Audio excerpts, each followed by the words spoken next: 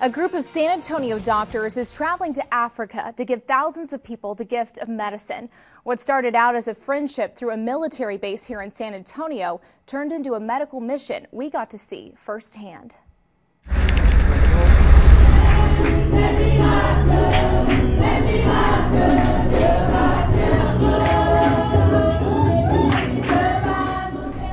Far away from home, down dirt roads that lead to villages, there are people desperate for medicine. Here there is many sickness.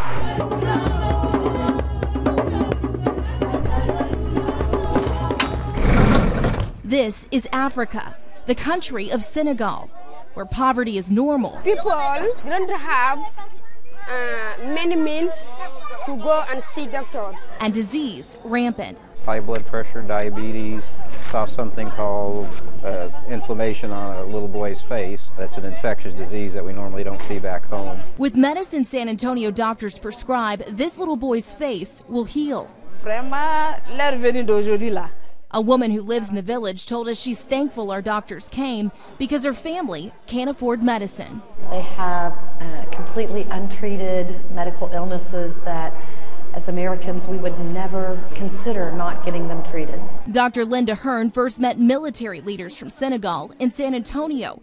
They were training at Lackland Air Force Base's Defense Language Institute and became friends through the Amigo program. I had a lot of friends here, and so the first time I came with my youngest son just to visit our friends that we had met while they were in San Antonio. Hearn was overwhelmed by the need for health care she saw in Senegal. Thank you, Alex. Very good seeing.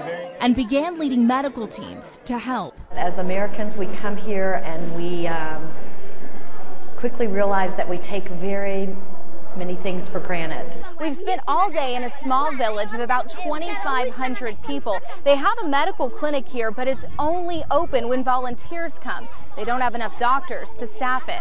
Some of these folks are 70 years old, never seen a doctor before. Probably wouldn't if we hadn't shown up. This clinic was built by USAID, but when we arrived, it was empty. Okay.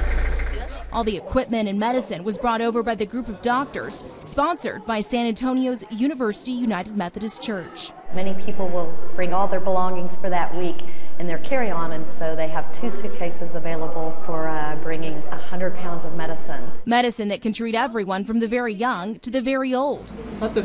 Doctors who have come before are beginning to see progress. In one of the villages we were at last week, 4 years ago, the people there, many of the young men, urinated blood.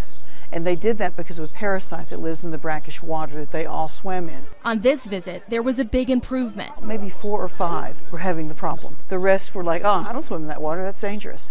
And so, in a way, that teaching of the local people made a big change. I can't find the suitable words to tell them thank you. Doctors know they won't be able to cure every disease or even see every patient, so they focus on what they can do. Even helping replenish some of their vitamin deficiencies will help them grow. And have the strength to live in a country where there are more challenges than we can ever imagine. In the 2 weeks local doctors were in Africa, they saw more than 2,200 patients. Tomorrow on Fox News at 9, what happens when our doctors leave? We'll take you back to Africa to show you the relationships San Antonio doctors are building and the technology they use to stay connected.